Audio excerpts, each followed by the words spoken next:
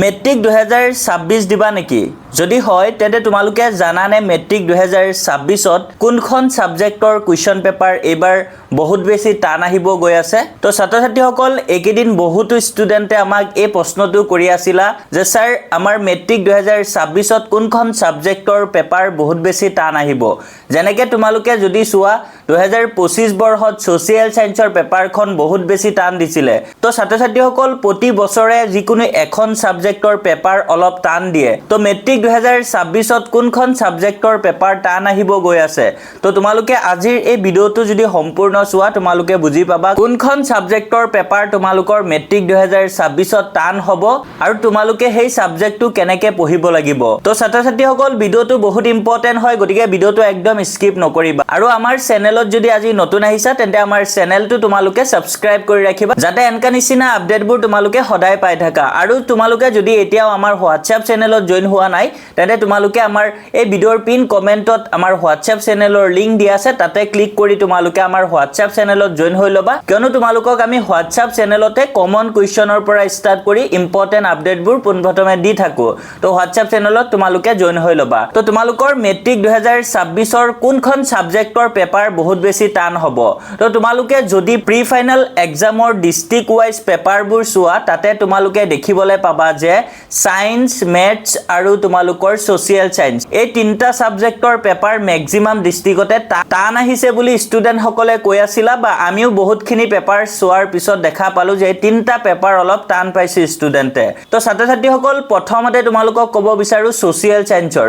তো ছ'চিয়েল সায়েন্সত কিন্তু এইবাৰ প্ৰি ফাইনেল এক্সামত প্ৰশ্নবোৰ অলপ টান দিছে, আৰু তোমালোকে জানাই যে মেট্ৰিক 2025ত ছ'চিয়েল সায়েন্সৰ পেপাৰখন বহুত বেছি টান দিছিলে, আৰু তাতে যোনবোৰ প্ৰশ্ন দিছিলে বেছিভাগ প্ৰশ্ন নিজৰ অপিনিয়নৰ পৰা লিখিবলৈ দিছিলে।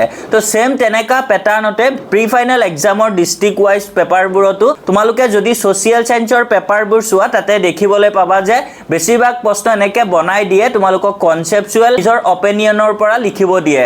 তো তোমালোকে তাৰ কাৰণে ছ'চিয়েল সায়েন্সৰ যোনখন তোমালোকৰ NCERT বুক আছে সেই NCERT বুকত থকা চেপ্টাৰবোৰ লাইন বাই লাইন তোমালোকে ধুনীয়াকৈ অলপ বুজি পিনে পঢ়িবা, তেতিয়া কিন্তু তোমালোকক যিকোনো প্ৰশ্ন দিলে পৰীক্ষাত লিখিব পাৰিবা। কিন্তু তোমালোকৰ মেট্ৰিক 2026ত ছ'চিয়েল সায়েন্সৰ পেপাৰখন বহুত বেছি টান অহাৰ তেনেকা আমি চান্স ক'ব নোৱাৰি, কিয়নো 2025ত অলৰেডি ছ'চিয়েলৰ পেপাৰখন বহুত বেছি টান দিছে।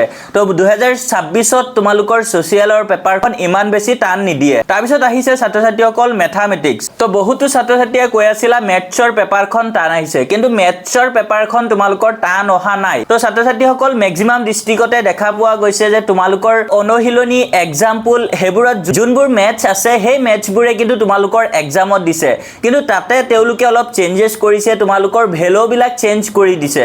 ধৰি লোৱা এটা মেথছত তোমালোকৰ ভেলু আছে 4, তাতে 6 দি দিছে বা 7 দি দিছে বা 8 দি দিছে। তো তেনেকা সেম নিয়মতে দিছে, কিন্তু তোমালোকক ভেলুবোৰ অলপ চেঞ্জেছ কৰি দিছে। তো যোনসকলে মেথছ ধুনীয়াকৈ বুজি পিনে প্ৰেক্টিছ কৰি ভালকৈ কনচেপ্ট ক্লিয়াৰ থাকে তেওঁলোকে ইজিলি কৰিব পাৰিবা। আকৌ বহুতো ষ্টুডেণ্ট থাকে মেথছ মুখস্থ কৰে।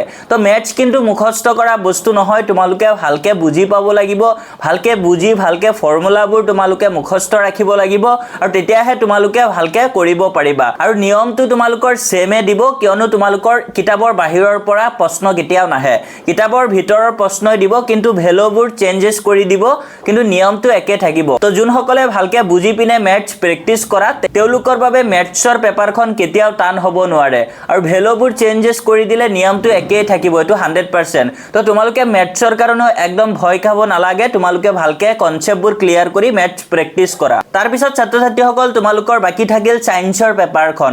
তো ছায়েন্সৰ পেপাৰখন তোমালোকে যদি চোৱা এইবাৰ প্ৰি ফাইনেল এক্সামৰ মেক্সিমাম ডিষ্ট্ৰিক্টতে ছায়েন্সৰ পেপাৰখন বহুত বেছি টান দিছে। তো তোমালোকৰ মেট্ৰিক 2026ত ছায়েন্সৰ পেপাৰখন কিন্তু বহুত বেছি টান অহাৰ মেক্সিমাম তোমালোকৰ চান্স আছে।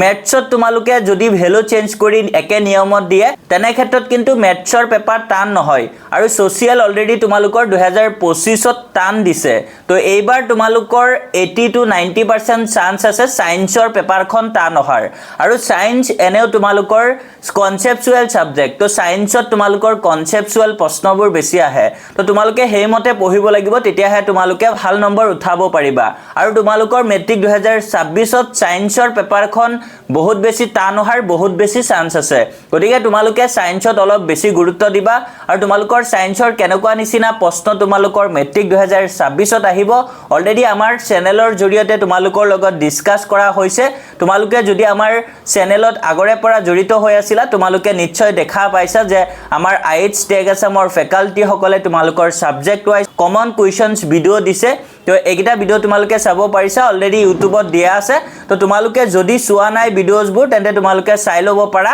অলৰেডি এই ভিডিওৰ ডেসক্ৰিপচনত লিংকবোৰ দিয়া আছে তাতে ক্লিক কৰি তোমালোকে চাব পাৰিবা তো এই ভিডিওখিনি তোমালোকৰ যোনবোৰ কুৱেশ্যন ডিসকাস কৰিছে এই কুৱেশ্যনবোৰ যদি ভালকে তোমালোকে একেদিন পঢ়া যদি অলৰেডি তোমালোকৰ সিলেবাস কভাৰ হ'ল আৰু এই কুৱেশ্যনখিনি ভালকে যদি একেদিন পঢ়া তেন্তে তোমালোকে 85 ৰ পৰা 90 পাবলে তোমালোকক কোনেও ধৰি ৰাখিব নোৱাৰে গতিকে তোমালোকে ভালকে পঢ়া একদম টেনচন নলবা যিমানে টান নহওক পৰীক্ষা তোমালোকৰ কুৱেশ্যন কিতাপৰ পৰাই আহিব কিতাপৰ বাহিৰৰ পৰা কেতিয়াও প্ৰশ্ন নিদিয়ে অলপ ক্ৰিটিক্যালি তেনেকে বনাই দিব পাৰে কিন্তু তোমালোকে ভালকে যদি প্ৰশ্নবোৰ চোৱা ভালকে যদি তোমালোকৰ কনসেপ্ট ক্লিয়াৰ থাকে তেনে ক্ষেত্ৰত তোমালোকে যিকোনো প্ৰশ্ন দিলে লিখিব পাৰিবা আৰু বাকি আমাৰ কমন কুৱেশ্যনবোৰ তোমালোকে চাবা হেবোৰ ফলো কৰিবা হেবোৰৰ পৰা তোমালোকে ম্যাক্সিমাম প্ৰশ্ন পৰীক্ষা ডাইৰেক্ট কমন পাই যাবা আৰু তোমালোকে এই ভিডিওবোৰত যোনবোৰ কুৱেশ্যন ডিসকাস কৰা হৈছে তো এই কুৱেশ্যনবোৰ কিন্তু বহুত ষ্টুডেন্টে পিডিএফ বোৰ বাই কৰি লৈছে তো তোমালোকে যদি ভিডিওছবোৰ অলপ লং আছে তো তেনেকে তোমালোকে ভিডিওৰ পৰা লিখি লওতে অলপ প্ৰবলেম পোৱা তেনে ক্ষেত্ৰত তোমালোকে বাই কৰিও ল'ব পাৰিবা